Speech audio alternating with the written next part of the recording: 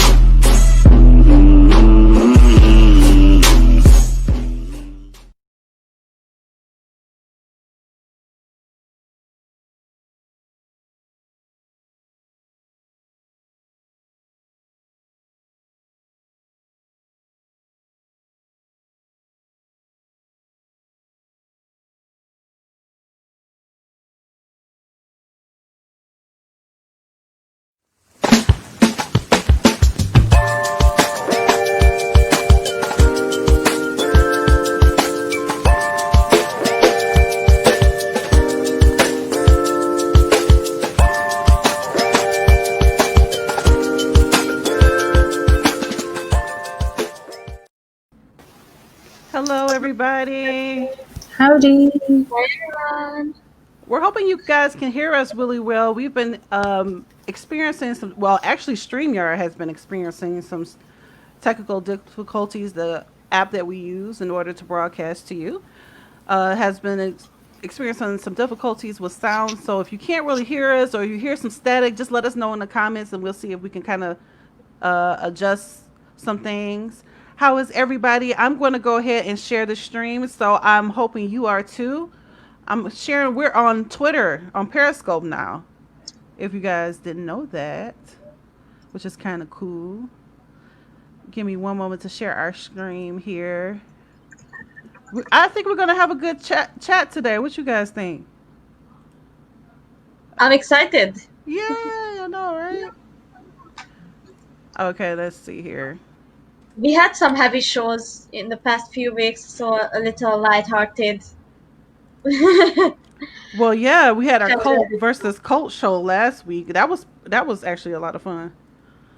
And if you guys missed it, you can catch the replay on Twitter. On YouTube or on our Glass Table page.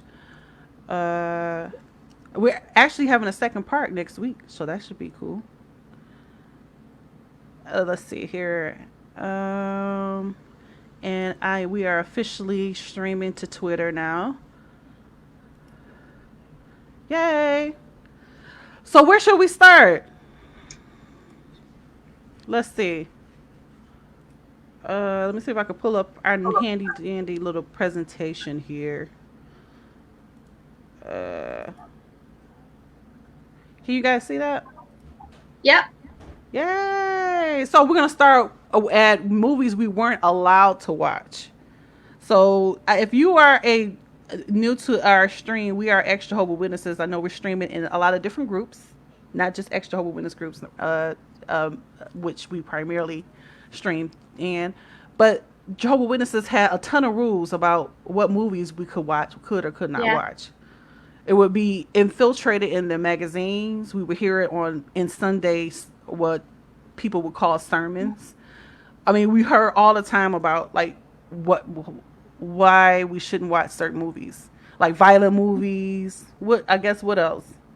Sexual horror. movies, movies with magic. It's on the next slide, actually. Okay, let's get into it. Oh, there we go. So here you can see they have a very strict thing about not watching anything much more explicit than PG-13. No violence, no sexual scenes, no cursing, no drug use or alcohol consumption, no magic, spirituality or religion, and no politics. These are the main things that I gathered and I could recall. But I'm sure you guys could possibly remember more things that they frowned upon. I think that about covers it. We couldn't watch PG-13. Was kind of risque. Really? For my household, yeah, like PG-13 was kind of risque. Oh, magic. That pretty much covers everything. Yeah, in Hungary we don't even have PG-13. We have 12, 15, 16, 18, and 21 for porn. Oh yeah, well, porn is definitely out, but I know like anything that seemed it wasn't necessarily magic, but you couldn't explain what happened. Like what happened, my mother was just like, no. Like if it wasn't a natural explanation for something happening in the movie as opposed to a supernatural maybe explanation, then she was just like, no. Yeah, that's why one of my movies that I wasn't supposed to watch is Iron Man, because he was like a super scientist, and it's like, no, you can't have that in the world. So we weren't But allowed to watch that Iron list, the list you just read out, just took out 99.9% of the films. Right. So like we were left like with hardly any films that we could watch. Exactly. Okay, and so who put Sister Act up to a Sister Act up here? That's one of my favorite movies. So these are the films that we wasn't really supposed to watch as Jehovah's Yes. Witnesses, but we did. So like I love Sister Act, but considering like it was about, as it says there, a worldly singer witnesses a mob crime, the police hide her as a nun. So because that film had lots of like hymn singing and it was based on like a criminal theme kind of thing, I'm surprised that like we was even allowed to watch it, but we was. But then there was other people that were like, you shouldn't be watching that. And then the other one I watched was Demolition Man. Like I shouldn't really have watched that. I went to the cinema with my friend and I watched it, but I didn't really like tell my parents anything about it, because like as it said, it was ultraviolet and there was swearing in it. But my mum says like, was there anything bad in it? I says, oh yeah, they just swore once. So I was like, okay. But that became like one of my favourite films. And then obviously Braveheart, like I went to see that 8 times at the cinema. I went to go 9th time, but it had gone off. But that's like full of blood and guts, swearing. And there's one classic line in there where one of the dudes is like, the Almighty tells me he can get me out of this mess, but he's pretty sure you're fucked. And like I just thought that line was hilarious, but like I could never repeat that like in front of my parents, obviously, because I was like, yeah, it's an okay film. It's not too bad. Well, that's crazy because I mean, I guess my mom allowed me to watch Sister Act. Demolition Man would have been out. Braveheart was out. We couldn't watch that. I mean, anything like violence, she was just like, no. About. I just played it down, what was in them.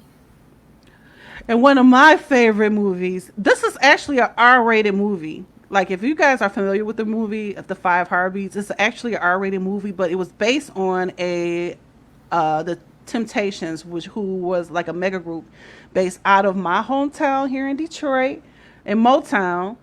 And, so they sung a lot of old school, like, doo-wop songs and stuff like that. And there was some raunchy scenes in there, but not really. But because it was, like, based on a music group, I guess we were allowed to watch it. You know, I don't know why. I mean, it wasn't like, because it was based on like a biography of a group that actually existed. And it happens to be that my parents loved the group that this was based on. So I guess this was okay. A Silence of the Lambs. Now, please tell me y'all saw that. This was scary to me. Anybody saw this? I saw it and I read the my book. God. Not as a JW. I wouldn't have been allowed to watch that. Okay, so I only saw this on TV at first. Because remember the TV versions of the movies, they would cut out all the cursing. They would cut out the really, really raunchy scenes here. So I saw the TV version of Silence of the Lambs for a long time. And then when I left, I was able to see the real one. I was like, oh my gosh, Hannibal Lecter is a psychopath. Because you get to see all the blood and all this stuff. And you remember he put the guy's face on his face? And yeah, it was a lot. Yeah.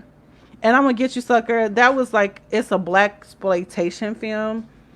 So yeah, another one that was kind of rated R, but we was allowed to watch it because actually the two people who are in the movie who started the movie were Jehovah's Witnesses, the Wait, Waynants. what? Yeah, so I guess because they figured they came from a Jehovah's Witness family, it was not bad for us to watch. Right. Oh, okay. But yeah, it was really bad. As you can see, he's talking about the ghetto, drug overdose, all kind of stuff. It was a lot. It was a comedy, like to make fun of movies like that. It was like a spoof or a parody. But yeah, we were allowed to watch that because it was J Dubs, starring in it, I guess. Yeah. Let's see. Iron Man. That's what you was talking about earlier. Yeah, okay, so here are the 3 movies that I wasn't supposed to watch, but I watched. And one of them is Iron Man, which I mentioned. He's a cocky character, he's a scientist, and, we were like, oh my god, this doesn't exist in the real world, you cannot explain it, so you cannot watch it. Basically, that was the point of why Eldorado, or the Road to Eldorado, sorry. Well, obviously, there were like Maya rituals in it and all that, so you couldn't watch it. Plus, my JW adoptive mom said they are kind of gay to the to the 2 main characters. So we were like, okay, no. And then Spider-Man, the Sam Raimi original, 2002 version of Spider-Man, that is, we weren't supposed to watch because, again, it's unexplainable by the usual natural, like, Jehovah way of things.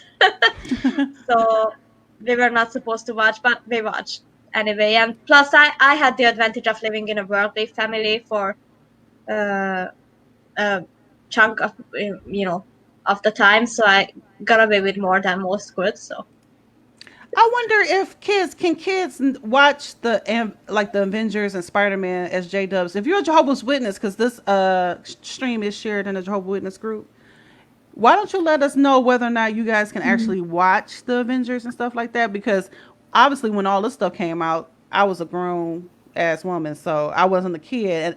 So I'm just wondering, like, are these okay for you to go to the I don't think theater to so. watch? I don't think so, especially with the most recent ones featuring stuff like the Scarlet Witch and magic and aliens and all that. And I don't think they would approve of that. But I'm curious. Yeah, do share. Probably Do you not. watch? Do you watch Marvel movies? Right. I just don't see Jehovah's Witnesses not going to see any Marvel. But I don't know, because like you said, it is kind of Scarlet Witch. It's kind of, but she wasn't in all of them, wasn't she? Was she? Yeah, she wasn't, but She was. there is like an overarching theme of like Thanos and all the supernatural stuff that. Yeah, So, you probably not. I went to see Batman as a JW, so I went with a load of JW. So I think it just depends, like, on people's family personal choice. Yeah. Yeah, I think it really depends on how your family is. And I just want to say hello, Angela. Hi, Angela. Thanks for joining us from YouTube. Joe says he took his father to see Black Panther, and he's an elder, and he loved it. So now I thought Black Panther might be an iffy one because of the fact that, my where it was based out in Africa and some of the supernatural elements of them, the spirituality being like totally different than Western culture. But I guess so. I guess the elder went to go see it. Okay, so the next few slides we're going to talk about. Oh, Howard said he saw Black Panther too. Rest in peace, Chadwick Boseman. I was so my kids was just tore up about the fact that Black Panther. He was a great man through and through. Just a Yeah. great man through and through. So the next few slides are movies we have secretly watched as JWs. This should be interesting. So these are mine. Youngblood. It was a film about an ice hockey guy, and I remember we used to watch this when we went to visit my dad, who wasn't a JW. And there was some like sex scenes in it. And back then, this is like on VHS videotape. So if my dad wasn't in the room, I'd like fast forward the sex parts, so my brother and sister didn't have to like sit through it. But like there was loads of fighting and swearing and that kind of stuff. But that film got me into like ice hockey films from then on. And then there were Screamers, and me and my sister told my mum and dad that we were going shopping. So we went to the cinema and we went and watched this film, which was an 18. And it was basically about these robots that were made to kill people, and there was 3 different types. And one of the types was like a round disc with, it's like a saw basically, and it would come up out the floor and chop people up. So we come out of the cinema in the afternoon, and we did actually go shopping then, but we were looking around the floor all the time, expecting like these things like to come up out the floor else. But I recently brought that on DVD just for like the whole memory thing. And then The Craft.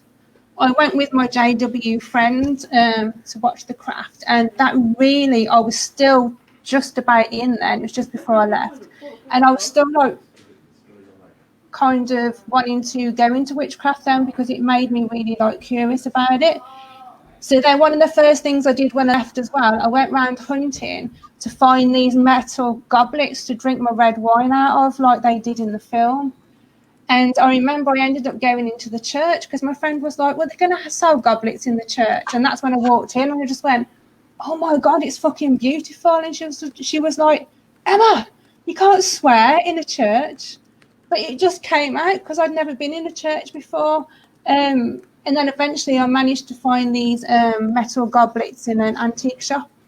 So for years and years after watching this film, I drank my red wine out of goblets. And through the book in this film, she was just amazing. And I think that was my first known, consciously to myself, girl crush after watching this film, because I just thought she was great, she was hot, and I wanted to be her after watching that. But obviously we never told anyone that we watched those 3 films. It was just Okay, let's see what else we got up here. Oh, this is me. Okay, so yeah. How was I supposed to miss Boys in the Hood? That is like a hood classic. You can't, I mean, they would revoke my black card if I didn't watch Boys in the Hood. So, of course, I had to watch it. And I don't even know if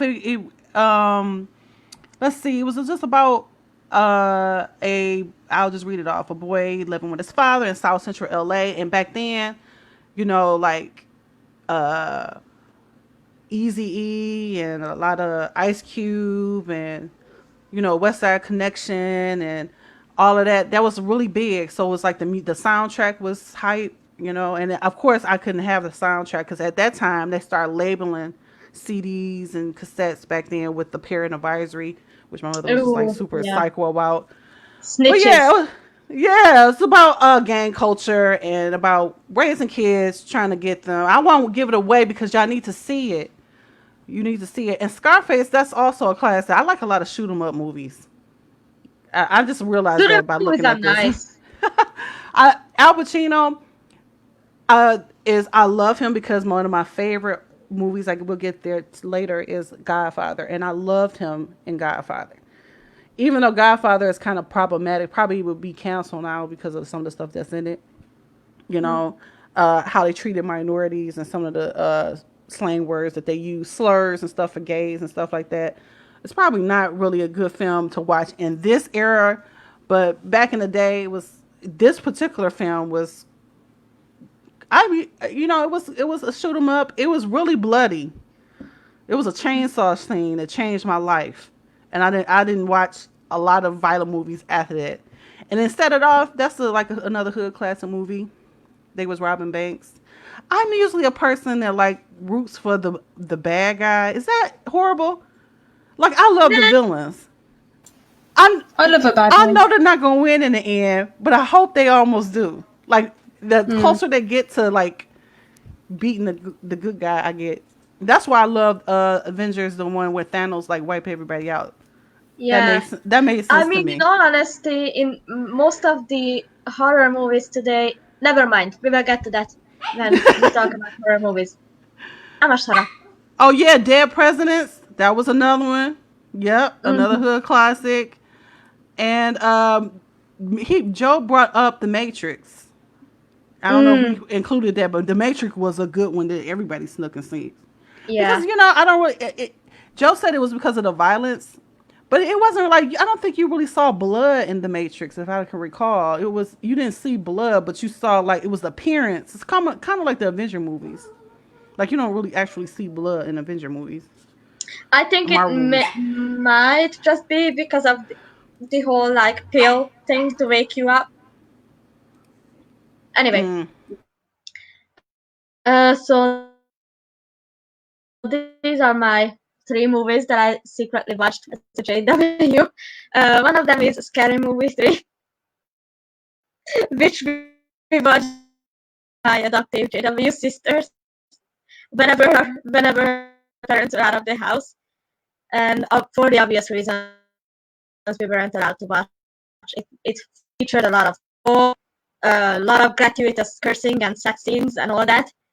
And it's an old and hilarious movie. So, um, if you're looking for a good, like, funny movie that spoofs horror, then I think that's a great pick to pick up. Hey, And then was the Dwayne first is Harry in Potter that one? movie, so Harry Potter and the Philosopher's Stone. Oh, I didn't mean to cut you off. I was just asking, was Dwayne is I in the think Scary so. movie 3? I think so. Yeah. And then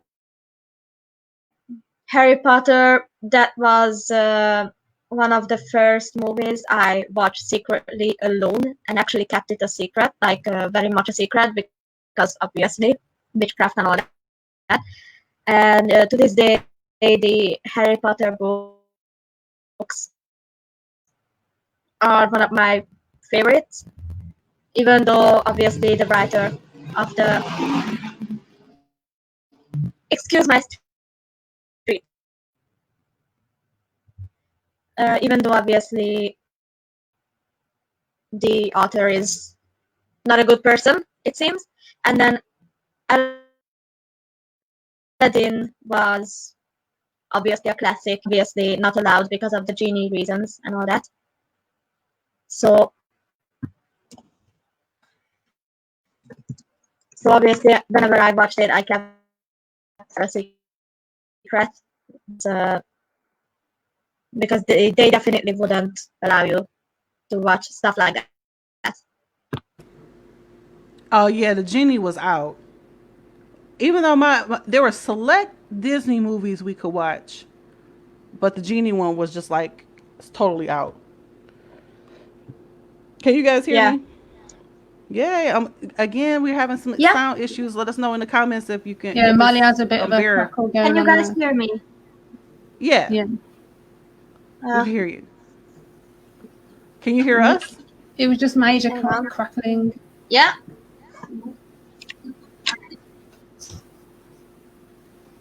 Is it Can you say something? better this way? It's I less don't know. crackly, but you are quiet. Yeah. The joys of live We streaming. can't win, can we? No. Well done. Oh, it's still. I mean, let us know if you can hear Molly or not in the comments. Yeah, because Joe said we were breaking up a little. Shit. We can still hear you, Molly. Maybe if you just talk a bit louder. Yeah, now you got to be loud like me. Okay. Oh, there you go. That's better. Okay, so the My next neighbors. few slides, we're going to talk about horror movies we first watched. That should be fun. Oh gosh, I can't with these covers. That's me. Hi, everyone. uh, so one of the first horror movies I ever watched was Saw. Um, and well, first of all, it terrified the shit out of me because I just started treatment for my suicidality just then, and the first movie features someone suicidal being kidnapped and all that because he's suicidal. So I was like, oh, Maybe that was not a good choice to watch. And there's the Shining, which is, well, obviously it's an all-time classic. Both the original Stephen King story and the Kubrick version. And no one, like literally no other writer gets me creeped out like Stephen King does. And he's one of my favorite authors since I left the organization. And Nightmare on Elm Street was very dicey for me. I actually watched it with friends because I was like super scared that it would trigger my insomnia, because I always have like had weird night terrors. So I was like, oh, okay, maybe that movie I will pass on, but it's a great movie, and Freddy Krueger as a character is a lot of fun to watch. Yay. And let's see here. Angela, I'm sorry, just covering up Emma a little bit, but it says she she wasn't allowed to watch Dirty Dancing. I remember that.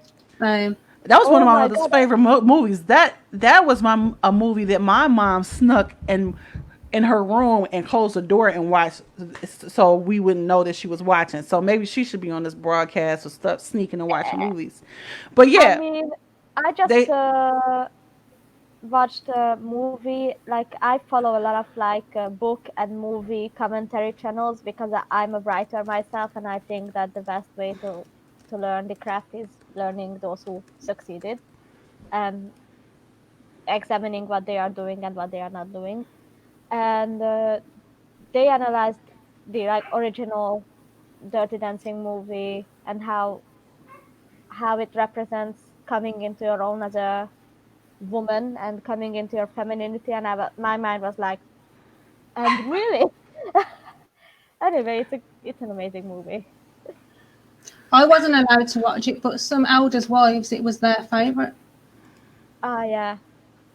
I wanted to, you guys, that I noticed that some people are commenting on the post. If you click in the post in some of the groups, so I'll go ahead and read some of your comments. But if you can actually click into the stream, and if you comment on the stream, we can flash your comments across the screen.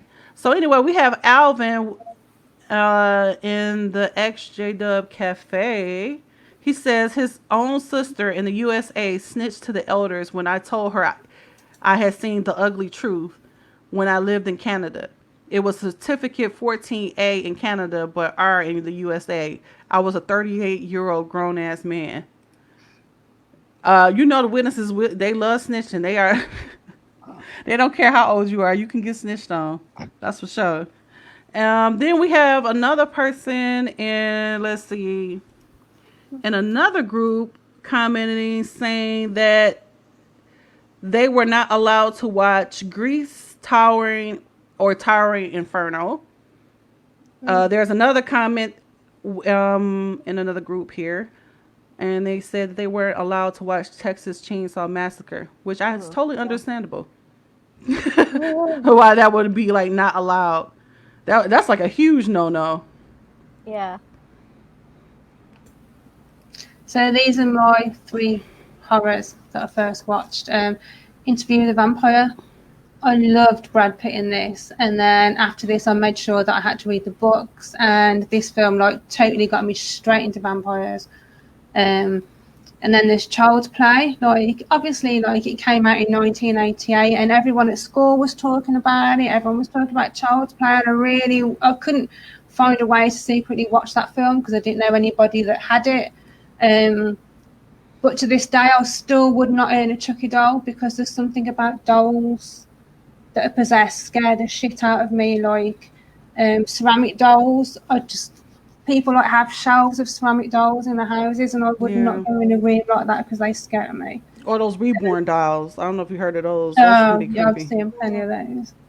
And then The Exorcist, which like is an absolute old classic. So one of the first ones I had to watch, and it's scary, but it's funny at the same time. Like when that one line, "Your mother sucks cocks in hell."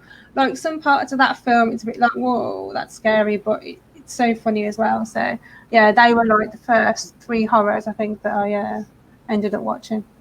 I remember it used to be a time when I was younger, like every year they would re-release The Exorcist around Halloween. And every time I would see it, I don't care how fake it looks, it looked real to me. And it would freak me out. Yeah, or the Nothing vomit. has been like that in a film before, like that drastic. So yeah, it's cool.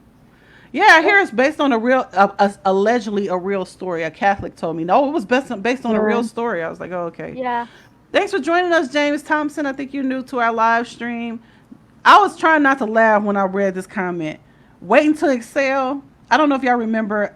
Waiting to Excel had Whitney Houston, Angela Bassett, a few other. It was like 4 women. They were bonding, and this infamous scene where Angela Bassett like take her man's clothes when he was trying to leave her, and she burns the clothes in the driveway. He's saying that this movie, a group of ministerial servants in his hall was deleted because they took their wives to see that. These is grown men taking their wives to see a movie. Hey, Rebecca, joining us from YouTube. She said the Matrix as well. Angela Bassett is a baddie though. Oh, she is. And for her to be there, I think she like in her 50s. She just celebrated her 50th birthday, I thought. Or was it 60? I think she in her 60s now. She don't look it. She looks like 30 max. Everything she's in, she's great. Yeah. Okay, so don't laugh. This is about as scary as it gets for me, y'all. This is about as scary as I remember seeing Scream for the first time, and I was over another Jehovah's Witness's house. It was my best friend at the time, and her mom allowed her to watch it. Okay, my mom didn't allow me to watch it, so I'm over spending the night at her house. Scream comes on, and if I remember, this is the one with Drew Barrymore was in it. Yeah. I think she's in the opening scene or whatever. Yeah, it's her first like feature movie role, I think. And then I think this scene that sticks in my mind is the like a guy getting like caught by a garage door or something like that. Like that just and then the guy in the Scream, like I couldn't take those Scream masks because that was so popular. I remember in Halloween around here, everybody was walking around with Scream masks. People was robbing banks with Scream masks. It was just, I don't know. Yeah, if I see the shape of that mask now, it probably would freak me out. Can I share 2 funny stories about this movie? First of all, my best friend lost his horror movie virginity with this movie as well, and he demanded that he slept over at my place and we were alone, and he demanded that we sleep with a butcher's knife in my hand because I would be like crazy enough to attack someone if they break in and try to kill us. And then the second is we were going somewhere with my mom, and I was just vibing, the music was on, and I was just vibing when I noticed a Scream mask staring at me from another car. I was like, what the fuck? And we kept driving, and then the guy in the other car, as we pulled up, he was laughing his ass off. I was like, oh my god. Well, look, I know it's probably people might think that there's a lot scarier movies than Scream, but like in this day, it was scary as I don't know what. It was scary. I mean, to be honest, those kinds of movies are the fucking scariest. Yeah, like stuff that can really happen. Exactly. Like I'm not scared of no ghosts and demons and ghouls and witches and all that. I'm, by discernible evidence, they don't exist. But psycho murderers that can break down doors and murder you, they do. That freaks me out. That happens. Thank you for joining us, Mandolin. She said she was obsessed with the Alfred Hitchcock when she was little, and my mom made her watch his movies. Same here. My parents were huge Alfred Hitchcock fans, but this particular movie scared the bejesus out of me. So much so that like when I would be out in field service for a long time, I would just be scared of birds. Because my father would say the scene where like it's this lady sitting in the park and it's like all these birds and stuff attacked her. He was like, "That's what the tribulation's gonna be like. The birds is gonna be waiting for a feast." So of course I was scared of the birds. And actually, when I see birds now, I still look at them a little sideways. Like, you better get them moving, because some of these birds now, they don't even move when they come in contact with you. Well, the city birds don't. The city birds, they gangster. They don't My fly great away. nan had, sorry, my Look, great nan had bird phobia, and I asked her why, and she said because of that film. She never really? forgot it. She wouldn't even have pictures of birds on the wall or anything like that. She hated them that much I because of mean, that film. you all know that the main actress in this movie, what's her name? I don't remember. I don't remember. Elizabeth. Anyway, the main actress in this movie, she actually had like a phobia of birds, and she Really? told, yeah, and the crazy story is she told that, like when she was offered the role, she told Hitchcock, "Look, bro, we can work with like fake birds, but if you let any actual real birds in my vicinity, I will lose my shit." And you probably know that that movie used actual real birds. That poor woman was like super traumatized by it, but in I'm not sure. Did anyone have the Psycho on her on our list? No, I Well, don't think so. in that too, the main actress, to this day, I'm not sure if she's alive still or not, but to this day, she could not take showers from having shot that scene in Psycho when she stepped in the shower, because she was like, Good catch, Anthony Wilson. He said Drew Barrymore was in E.T. in 1982. Yes, she was. She was the little girl. oh And Firestarter in 1984. Drew Barrymore has had a long career. She's been a child. She was a child actor. yeah, she's Joe great. Mitchell says that his parents said the same thing about the birds. I've Yeah, never watched it, I've never watched the birds. you okay? It probably used to be really super cheesy now, but like I hadn't seen anything that scary. I think I watched it when I was like 7 or 8 or something like that. That was the scariest thing I had ever seen up until that point. Okay, but if you wanna see something very funny, Hey, Daisy Lilies, are you saying you're from Israel? Oh, wow. wow. That would be nice. I think I've talked to you in private message. Thanks for If you joining us wanna, on the live stream. And Anthony says The Birds was his favorite Alfred Hitchcock film. And Angela says that in Australia they have birds. Yes, they were. I remember being down in the downtown Detroit area here, and a bird. I'm gonna tell you how gangster these birds. They walk up on you. They take food out of your hand. And this lady was holding a sandwich, and this bird just swooped down and grabbed the sandwich out of her hand. I'm like, wow. And see, The Anthony, seagulls do that here. Anthony says he can leave the Okay. birds. Yeah, the seagulls are like that here. They're dead cheeky. They'll just come and nick the food off you. Yeah, they were, James. City birds, gangsters. They was, for real. They they walk be up on you. gangsters. They be gangsters. What? For real. I know what you did last summer. Okay? I thought this was like a good suspense movie. So, like, I could actually watch this again now. I would not watch Scream again right now because now I've been there, done that. I don't need to watch it again. Or The Birds. But I know what you did last summer actually had a really good storyline. Has anybody ever saw those Final Destination films? I started watching them Yes. the other day. I love it. I think they're a bit predictable, though. You just know what's going to happen. So the whole plot is that people, like fate, is deciding your fate or something? Yeah. Oh, okay. I don't know what made me just think of that, but yeah. Now that I thought about watching those.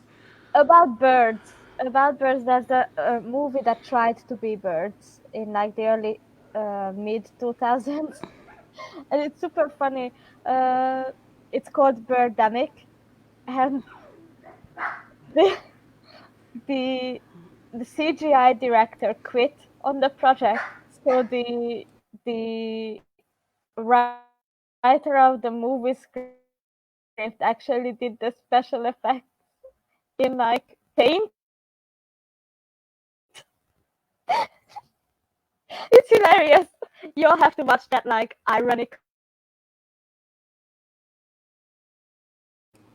Did Molly freeze? Oh. Yeah, she's freezing and crackling. Oh yeah. Poltergeist. Now I heard of that one. The static on the TV and stuff. Considered demonic. That's funny. Let's see. I wanna watch that. Is that movies against Jehovah's Witnesses? Yeah, all of these were rated R, so no way you could watch this as a Jehovah's Witness. Anthony says that he loves the kill scene. See, okay, now now you got me backing off of the Final Destination, Anthony. I was gonna tell you, Spence, like there is some gory death scenes in it. Oh gosh, no. I love me some gory death scenes, especially when, like in modern horror movies, so many of the characters are super obnoxiously stupid. Like you hear someone break a window and you go investigate. No, bitch, you go grab a knife and murder a fucker.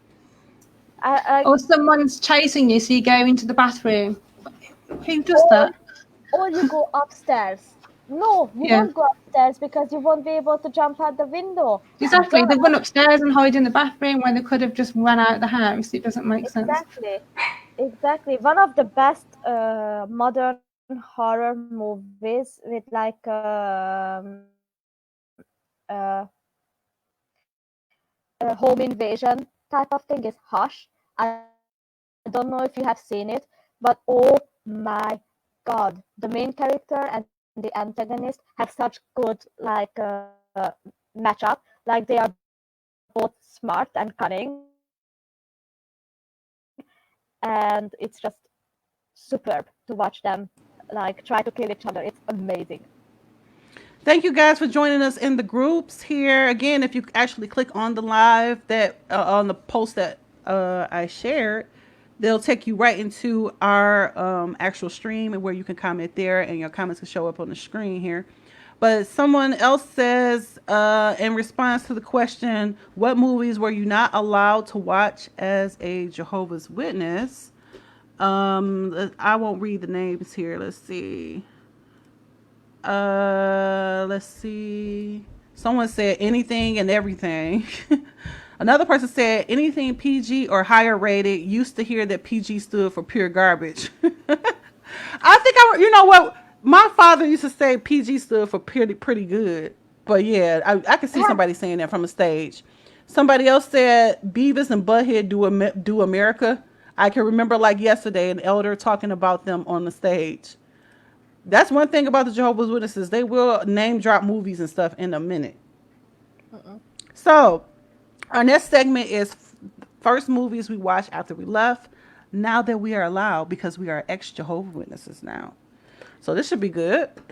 Let's see. We have... Oh, this is cool. So these are mine. Okay. The friend I've spoke about before that was a non-Jehovah's Witness that I kept as my best friend, and I left in 96. So obviously she was responsible for introducing me to some films, and she was obsessed with Rocky Horror Picture Show.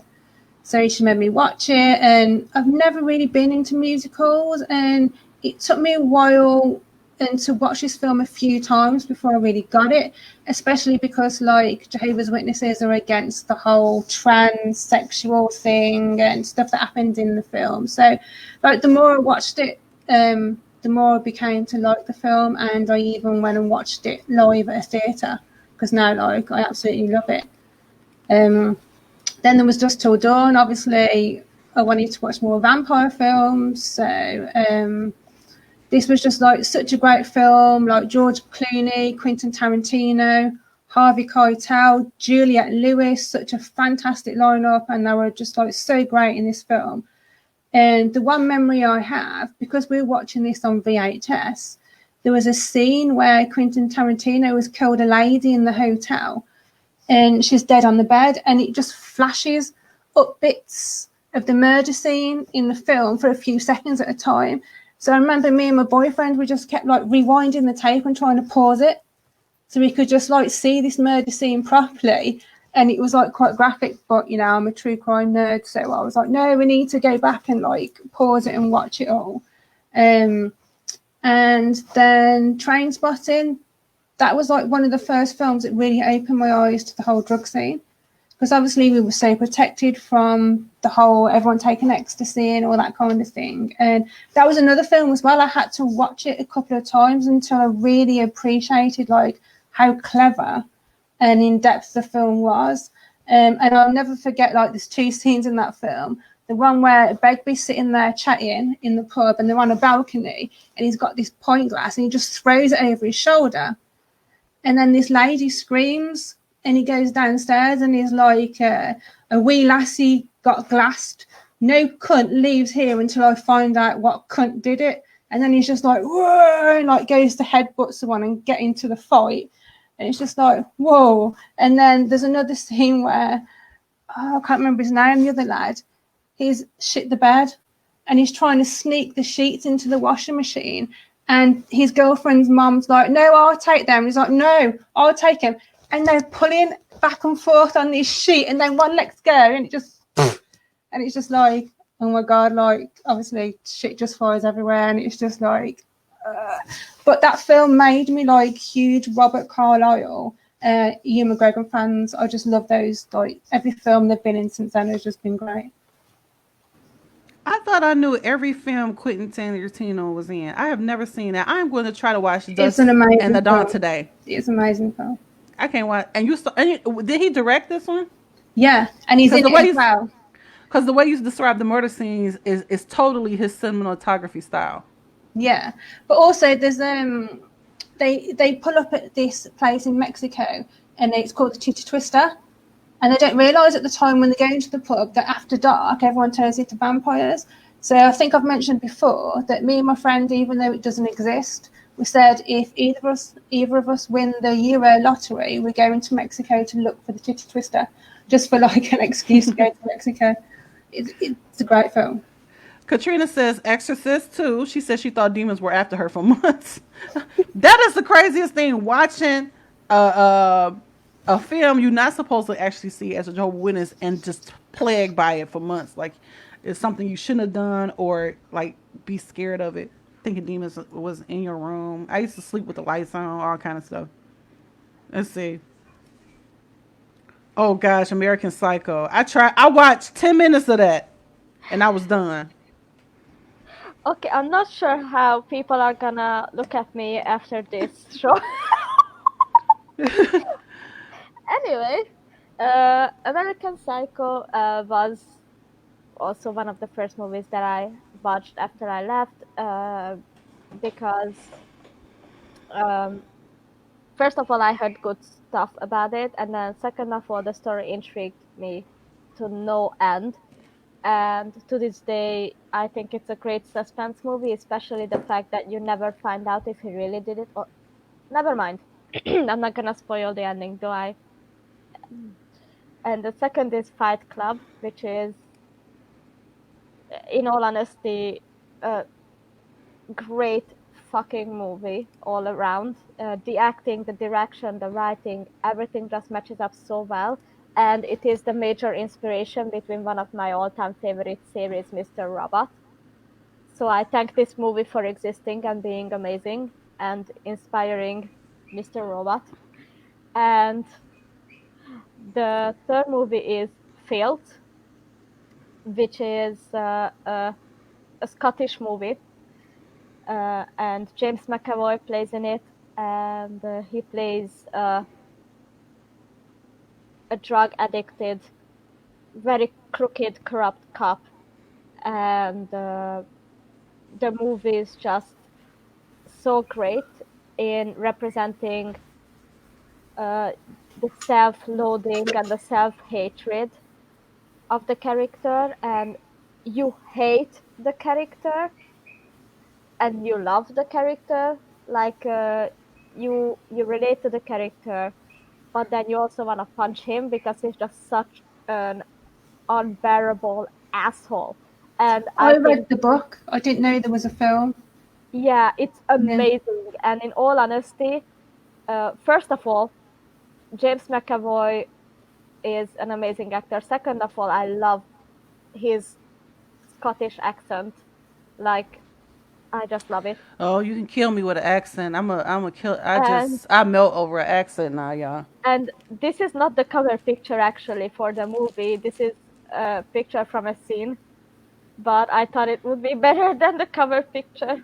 The cover picture is him riding a pig, and I thought this is better.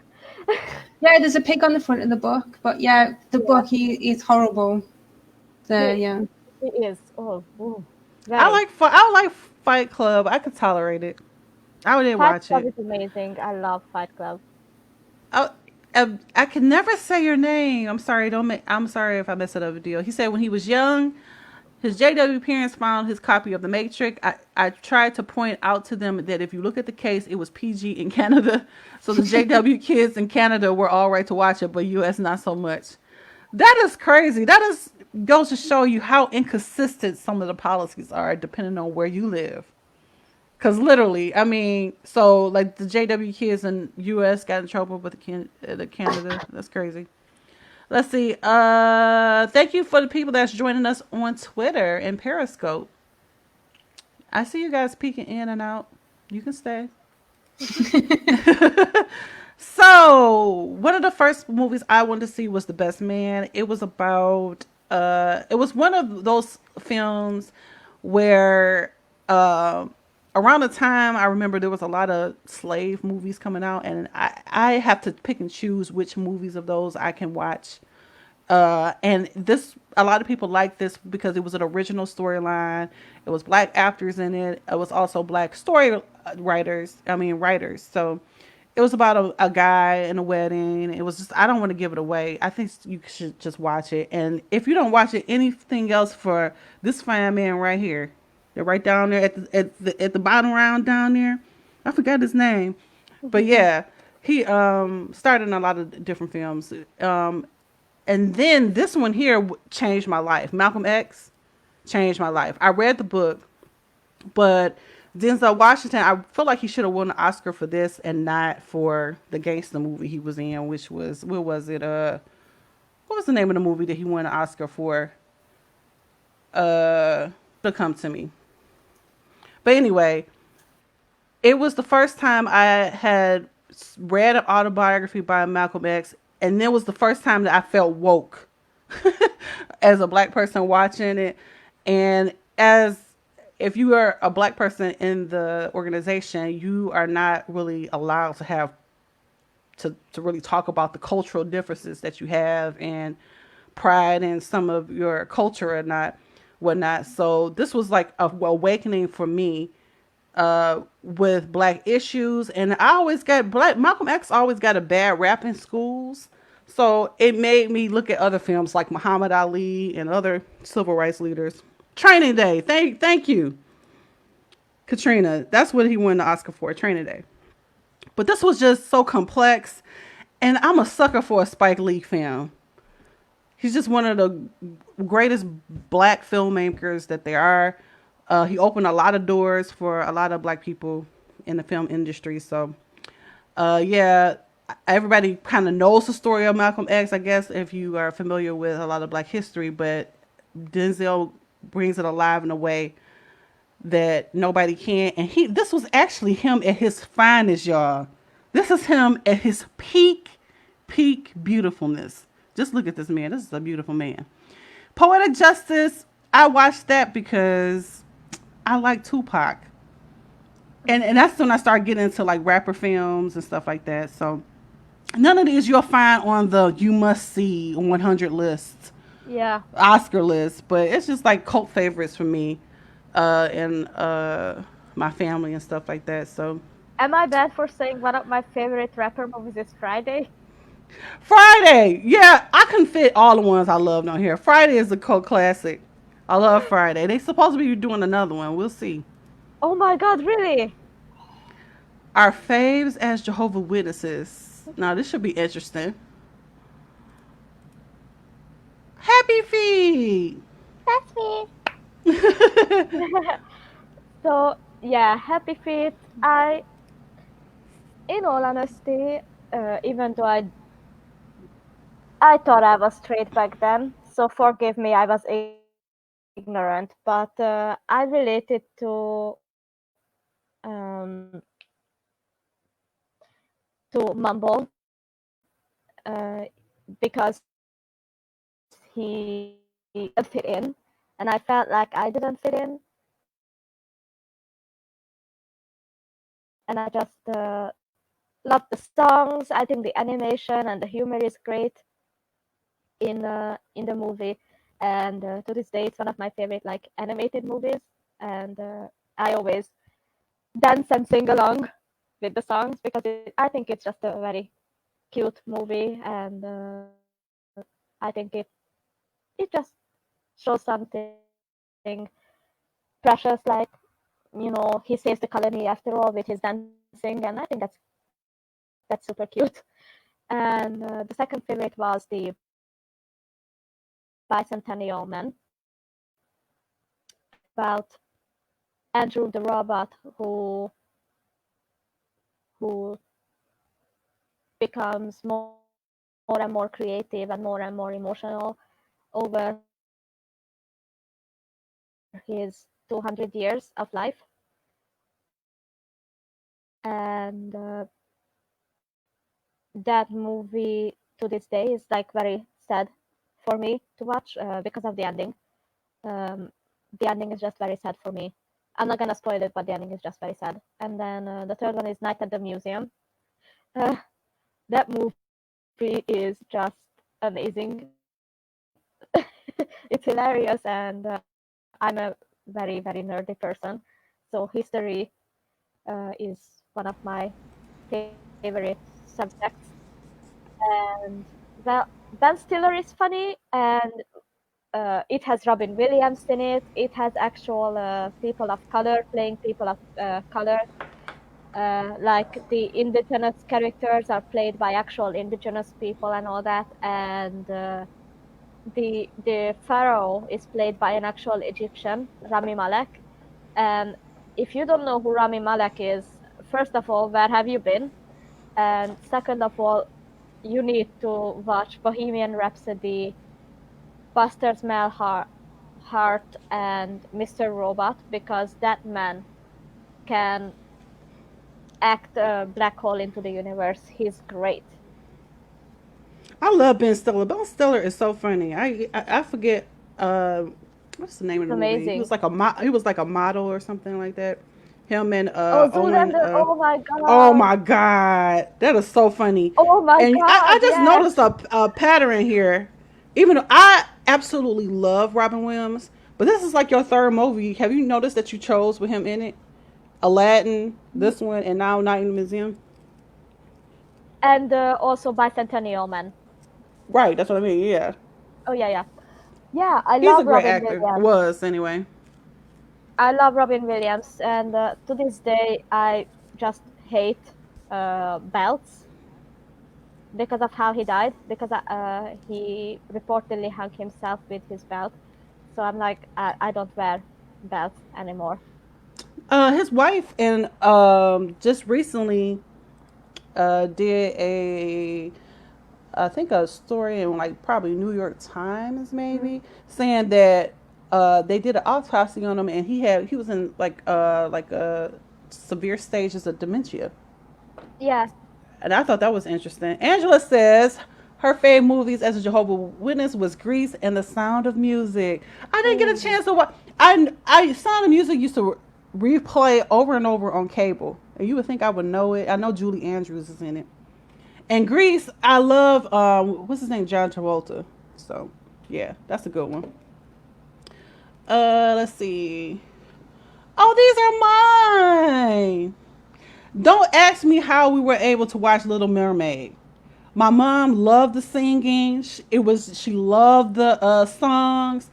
I knew this movie backwards and forward. Like my sisters and I would actually act out the Little Mermaid in our room. We would put socks on our feet, like the ends of our feet, and put them together like it was a fan, and we would like swim around on the floor of our room. Anyway, they would just die if they knew that I was telling that story. But yeah, Little Mermaid was one that I could watch. Titanic, oh my god, it's one of my. If I had a top 10 list of movies, Titanic would definitely be on it.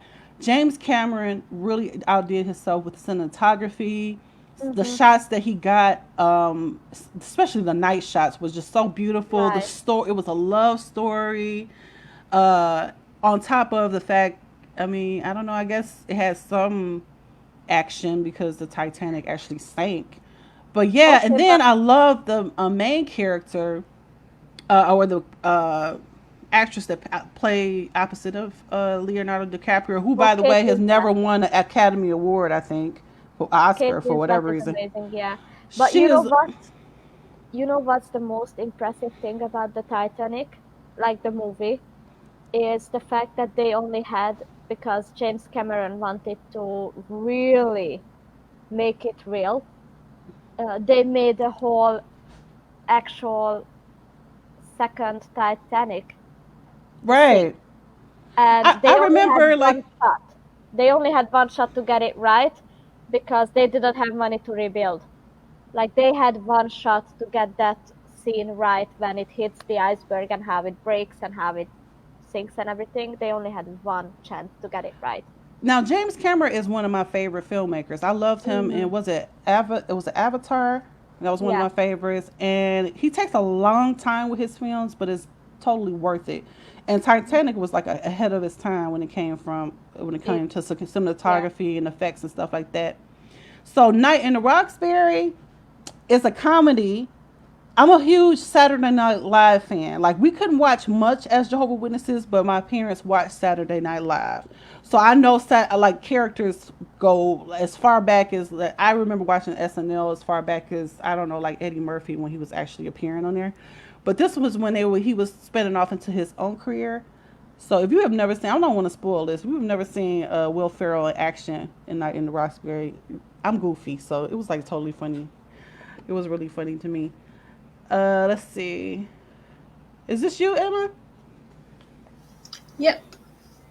So my favourite films as a JW, one, Princess Bride. I remember we went to our friend's house and she played this and she had it on VHS.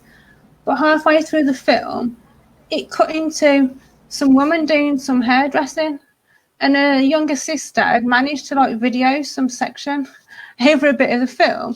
So there's a part where like they're in the water with these eels, and I never ever got to see that part of the film until I actually bought the DVD myself, like in 1999, which was probably about 5, 6, 7 years after I'd watched the film.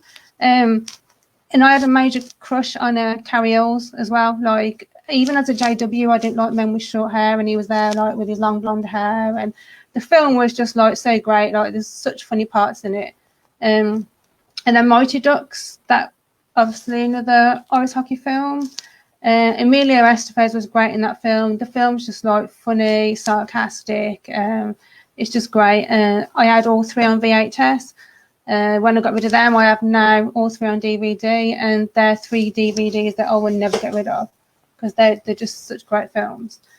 And then The Cutting Edge was a film, also an ice hockey player. He can't play no more, so he becomes a figure skater. And I went and watched this at the cinema, and I told my mum that I really liked the film, and she brought me the VHS for our present day, which used to be on their anniversary.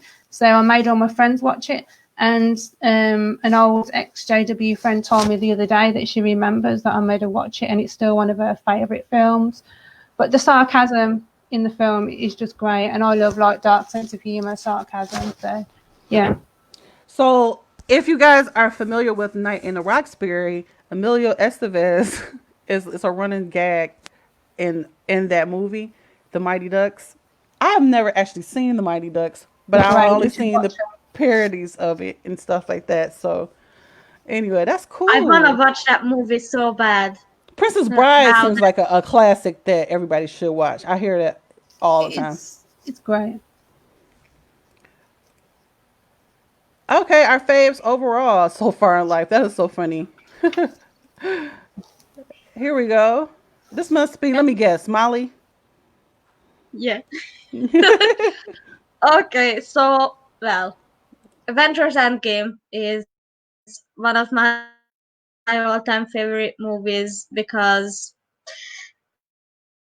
After I left, the first movie that I really got deeply into was Iron Man. And then that led me down this whole rabbit hole of watching like all the Marvel movies and reading like a bunch of comics and becoming a nerd that I am. And Avengers Endgame just did so great, in my opinion, with that.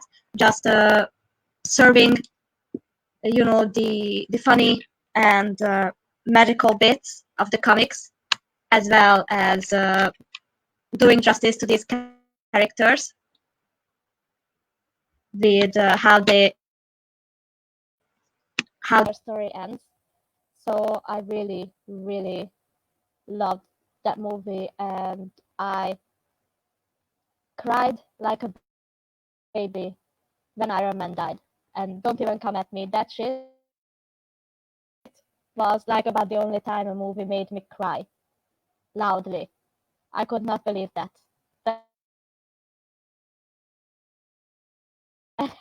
that happened, which is about a ballerina, and I was also a ballerina growing up, and the Swan Lake Ballet is one of the most iconic, most well known. It just is amazing to me, and Mila Kunis and Natalie Portman did super great in this movie, and the stunt dance doubles did a super great work on this movie. And then there's another Robin Williams movie, which is Good Morning Vietnam. It's genuinely one of the funniest and most touching movies I've ever seen. And we weren't allowed to watch for the obvious reasons. It was set in war and all that. And Robin Williams has a very rowdy and saucy sense of humor, and he's very sarcastic, especially in this movie. So we couldn't watch this as Jehovah's Witnesses, but once I left the organization, I just basically spent 3 days not even coming out of my room, just watching Robin Williams movies. And another movie by him that I think everyone should watch is Patch Adams. That movie is great, and it's one of the last movies he made too, Patch Adams, and it's also a super touching movie as well. All right. And these are mine. So, Star Wars is my ultimate. I am a Star Wars fan. Okay. I don't even know if I should say this, but I went to first Star Wars movie as a Jehovah's Witness. It was a date. It was like my first date. Uh, anyway, and even though the date was pretty creepy, I did enjoy Star Wars. So that was like my first taste of it. And then my father used to watch all the time growing up, but I used to think it was so boring because it was so long.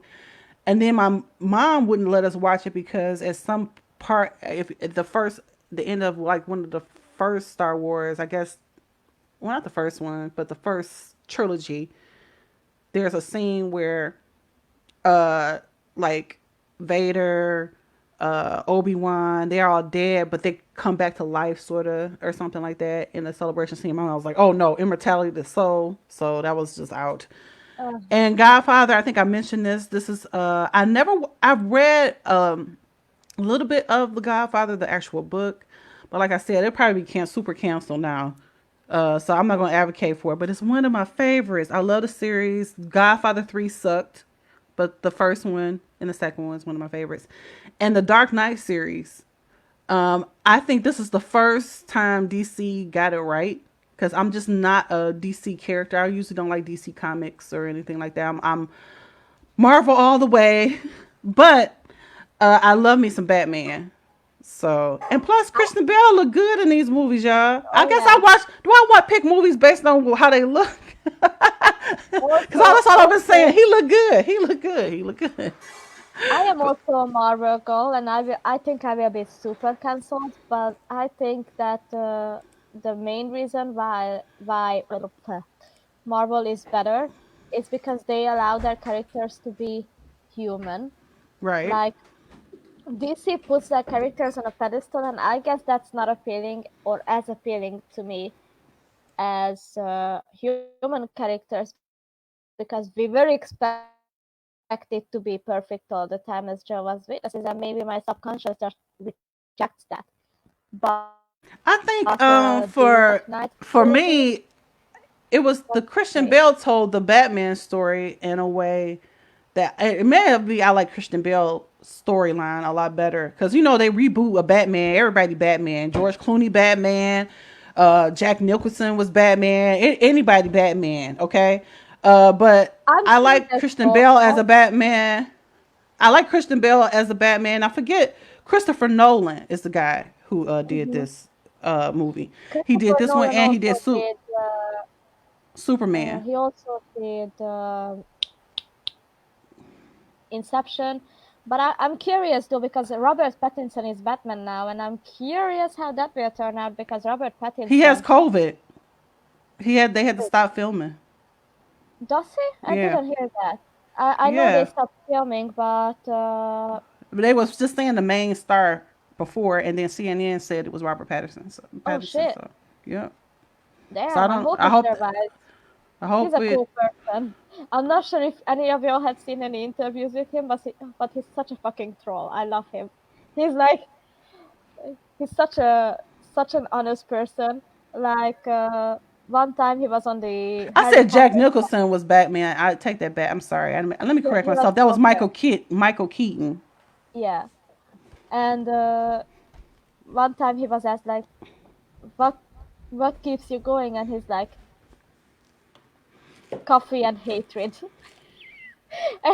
He was like a kid when they filmed Harry Potter, and he's like coffee and hatred. He's super funny. He's such a big troll. I and discount his Twilight days. Okay, everyone needs to eat. So But Christopher Nolan, why I like Dark Knight was because mm, Christopher Nolan was the first time that actually gave a storyline. Like I watched the what is it called? The series Batman, this last Batman series that was on TV. What was it called? Gotham. I watched Gotham. Gotham was really good. But Christopher Nolan to me knows how to tell a story. mhm. And not to discount the first Batman, because I do think the first Batman with Michael Keaton and Jack Nicholson, that will always be a classic. But he revived Batman in a way that actually made him a person. Like you get to see him at work. I mean, which you could never used to see Bruce Wayne at work. I mean, you could see him in personal relationships. You could see him in one of the films. You saw how he became Batman, like with the martial arts and all of that kind of stuff. Like he told a lot of the backstory.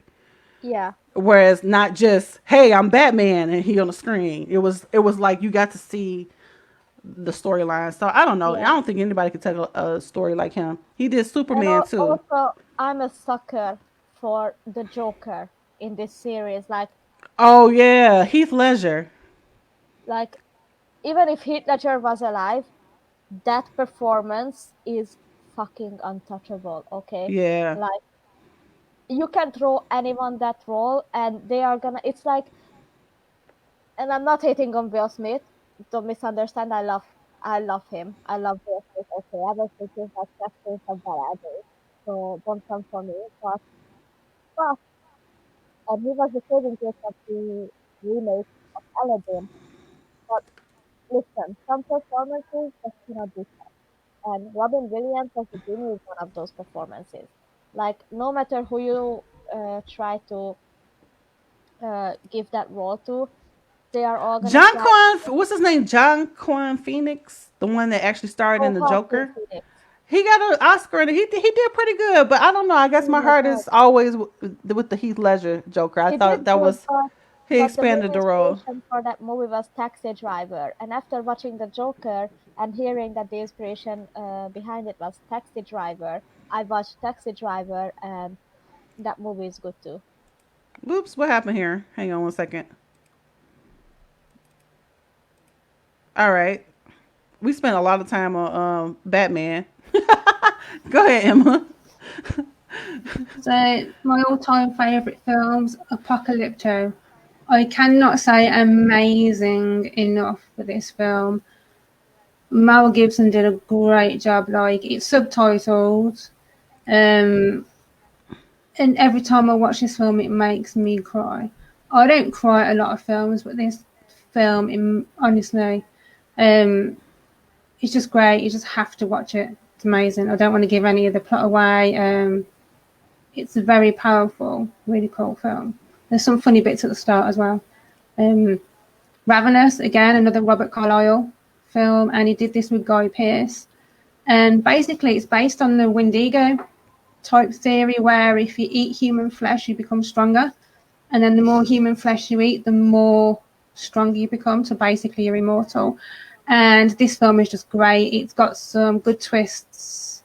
It's got a good soundtrack. And the whole film, it's just great. Even the ending, it's just like, wow. And I don't watch many comedies, but I had to put Orgasmo in here. Right, it's made by Trey Parker, and it's basically Ron Jeremy is making porn movie in a house, and a Mormon knocks on his front door. And this Mormon ends up making porns for Ron Jeremy. And it's just hilarious all the way through. Like, the characters are funny, the lines in the film's funny. Obviously, again, I don't want to give too much away, but if you appreciate, it's not overly funny. I can't do films that try too hard to be funny, because then to me they're just not funny. But to me, this film is just hilarious, and I make everyone watch it. And obviously, being Mormons, we can relate to why he really shouldn't be making porn movies. And there's one bit in the film where he's praying. He's praying with a statue of Jesus next to him, and he's like, "If you don't want me to do this film, please give me a sign." And then there's an earthquake, and the whole room starts shaking. The Jesus statue falls over, and he's like, "Any sign at all?" So, like, he goes on, and then he hides it from his girlfriend to start with, and then she finds out. But, like, it's great. It's just funny. I mean, honestly, Trey Parker and who's the other guy they make South Park with? I can't think of his name. Damn. Anyway, first of all, South Park, I watch that shit as I fall asleep every night. That shit's hilarious, and It's maybe funny. it's one of the reasons why I have insomnia, because I'd be half asleep and going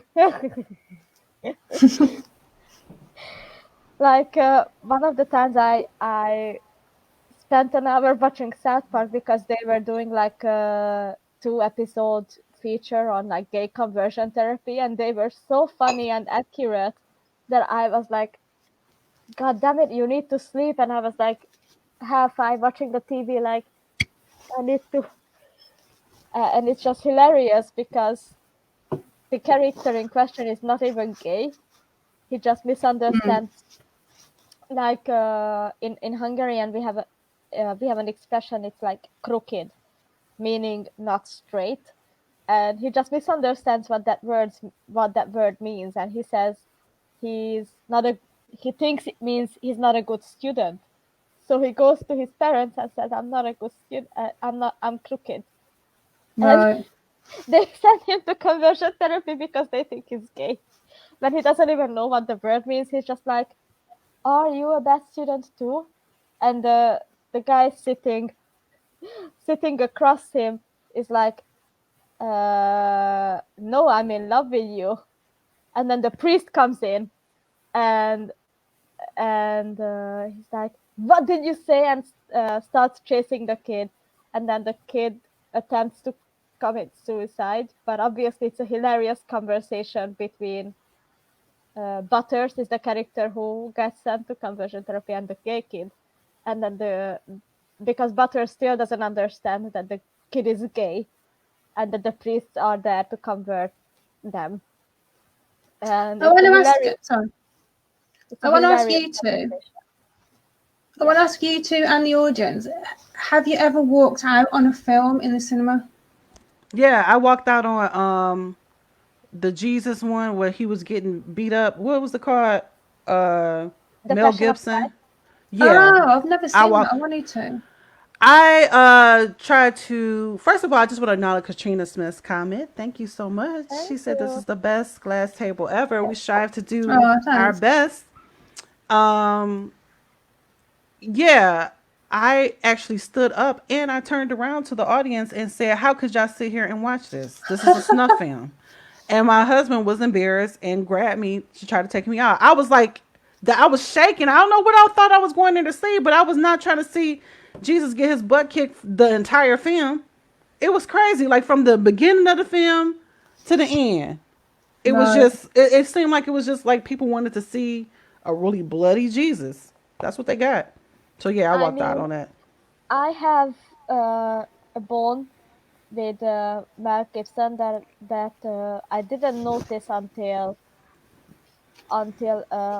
again, I follow a lot of film analytics channels and all that, and one of the people I follow is Jewish, and he said that Mel Gibson is a very like black and white filmmaker, and he knows how in The Passion of Christ, like literally every Jewish character is presented as like a terrible person who sold out Jesus and all that, and they mentioned other Mel Gibson movies that I can't recall. But you mentioned Passion of the Christ, and it just Yeah, Mel Gibson got a lot of backlash for being anti-Semitic and racist.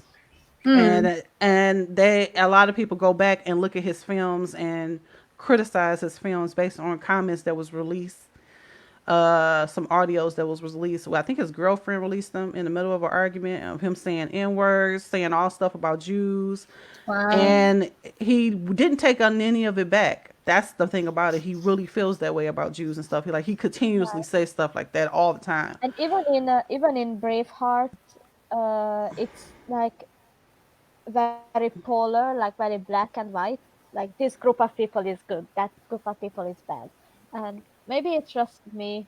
I just don't like that kind of filmmaking. I think it lacks intricacy and deep thought when one of the characters is good, one is bad, and there's no gray area where they clash, where they can clash. And yeah, that's why I hate like modern horror movies, because sometimes I'm sitting here like, kill that bitch. She's stupid. Like at this point, what you're doing is natural selection. We got some more comments from the Facebook group, I think our question was, what Can I you were? just say about the one I Yeah. walked out on? I went to see Backbeat Oh, yeah. with he was a JW fiance at the time, so I don't know if you've watched Backbeat. It was the story of the Beatles. No. And quite near the start, there was a lot of sex in it. And this was a really hyped up film, and the cinema was rammed. There was not a spare seat in the whole theatre. And we were sat in the middle of the row, and he made me get up and walk out. Because of the sex scenes? Yeah. So I literally had to like step over people trying to get over them. You know, when someone sat down and you're in the cinema and you're trying to walk past them, and people were laughing at us. I was so embarrassed. I was just like, I can't believe you just made me walk out of that film. Oh my gosh. Well, I could see somebody walking out because of the sex. But then he'd get home and listen to fucking Slayer. But make me walk out on a film that had sex in it, it just didn't make sense. Oh, it never makes sense. Okay, so we asked what movies you were not allowed to watch as a Jehovah's Witness in one group, and we are getting The Exorcist again. That's a really good, hot one. Everybody's saying The Exorcist. Do everybody want to watch The Exorcist? Is that it? And Predator and Terminator. That's a good one. I didn't watch those until after I left. So we want to thank everybody for joining us on Facebook, YouTube, Periscope, and Twitter. Let's see, what do we have coming up? Well, you can catch our live stream. I just want to show off this flyer so bad. You can catch our live stream every Sunday here at 1 p.m. Eastern Standard Time and 6 p.m. what UK time? Yep. And is it what is it? 7:30? 7? No, 7. And what time zone is that? That's Central European time. Okay. And our upcoming stream is our Cults versus Cults, our second live stream. That's our part 2. It's going to be a live chat. We're really excited about that because we have an ex-Scientologist. Aaron, who was on the Leah Remini's show, he was on the Aftermath show. Yeah, and Sam Young. Yeah, we thought we were going to get him from the Mormon. Who did Protect Every Child. So. Yeah. So it should be a full show. Our application actually allows us to have almost like Zoom-like capabilities. So this might be an interesting show with all of these voices. So you're going to have to bear with us. It might go over a little our normal time. Sorry, some of our guests from last week are back on with us as well. So Yep.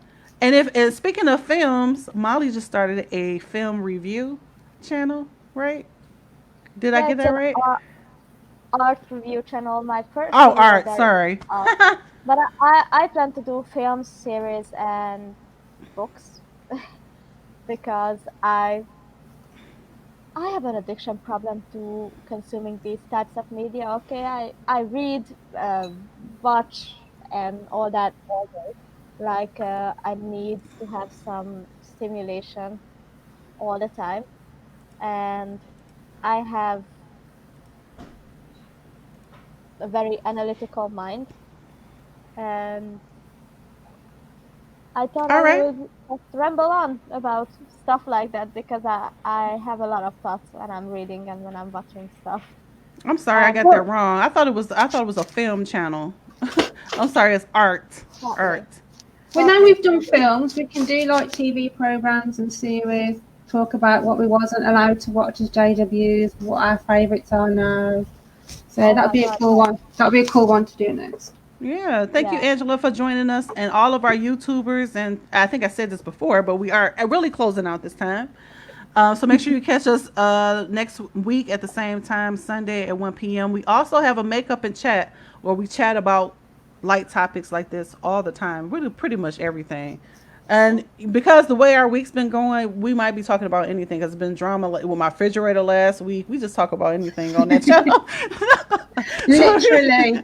You'll be shocked at some of the subjects we get into. No, so if you're just looking for a live that's not as structured as this one, maybe you don't. And it's the guys, we get a lot of guys that come on our live streams for when we do our makeup now. So maybe they're after the gossip, so they're just like, right, the gossip and stuff. So like if you want just a lighter chat every week like this one, you can come and join us on our makeup and chat. And if you want to do your makeup with us, feel free to like jump on the live. And we've had some. None of us are special. None of us are qualified. We mess up. We do our makeup, and you know. Oh, I want to give Marina Dine's comment about Maleficent. They said she was really bad. She looked like a demon, but watched it recently. It's her new fave film. Okay. Everybody is progressing past the Jehovah's Witness organization and digging into different films. And I think Maleficent is, that's who I want to be for Halloween. Actually, I don't think I told you guys. Me and my sister, we cleaned at UCI Cinema. And Demons was showing, and this was like back when we were JWs, and I think this was about 95. So 2 of the auditoriums were showing the film Demons, and my sister ended up cleaning in one. And there was a big popcorn carton. You know the way they're shaped, they can only roll around in a circle. Okay. But she was cleaning and she could hear something, and she looked behind, and on the floor there was this like popcorn carton. So she just thought, okay. She said she got further down, like because they were slanted, obviously, and she got further down and turned around, and this carton was there, and she said like it was literally following her around down this slope, but it wasn't possible for it to roll because it would go in a circle. And then I remember I went into the cleaning cupboard, and I think my sister and somebody else was there, and I was swinging out my mop, and this metal thing just like flew off the shelf past my head. We were just like, Did you all see that? And we were just like, yeah. So then we were scared to go back because they never turned the lights on properly either. So we were scared to go back and clean when there was like shows like Demons showing in the cinema. Oh my gosh. Yeah. Do you think so now? Like, do you think you would feel that way now? Do you think that was superstition, like JW superstition left over, or did you? I just think it's probably haunted anyway. I just think it just happened. It happened when that film was showing.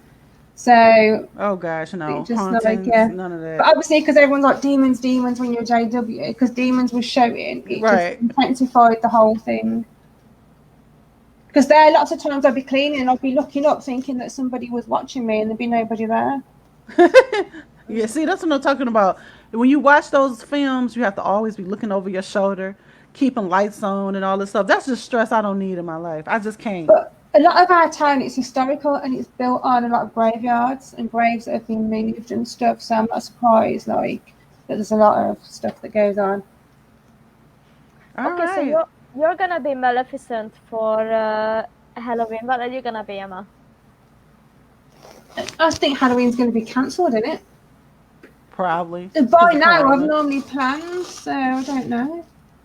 I'm running out of ideas. Okay, I'm gonna put an asterisk by that because I'm trying to lose weight. I'm not trying to be an overweight Maleficent or whatever. So I might have to choose something a little bit more in my range. But that's the goal. I'm running out of ideas because I've done like zombie nun, zombie schoolgirl, zombie nurse. I did zombie Viking. I've done zombie Grecian. I know I'm gonna order wax and do this. Oh wow, that's special. I know I'm gonna fuck it up, but I got inspired to do it because we are doing the glass table and we're talking about being in a cult, and that's the cover for American Horror Story Cult, which is also one of the big no series I watched after I left. That I lost my horror series virginity to, if you like. That was the first very gory and scary horror series that I watched, and I think it's probably a good idea to let the viewers know now as well that leading up to Halloween, we're going to tell people our stories and experiences of true life. What do you call it? Kind of paranormal experiences and things like that coming up to Halloween. So, it might be have a good show about paranormal. I have loads. I've experienced so much since I left. Like I've got 23 years worth of literal I've got a selfie with a ghost when I asked a spirit because it was following me on a ghost tour, and I had an EMF reader and it kept going red, and the tour guide said something's following you, and then I literally said, do you want to take a selfie with us? And this EMF reader went red, it's screaming. So I said to my mate, take a picture, that's a yes. And there's literally a ghost right behind my shoulder. You can see his face, his helmet. It looks like, because it was by a castle, so it looks like, like the Roman helmets with the nose piece. And I can literally, in the picture, see his eyeballs.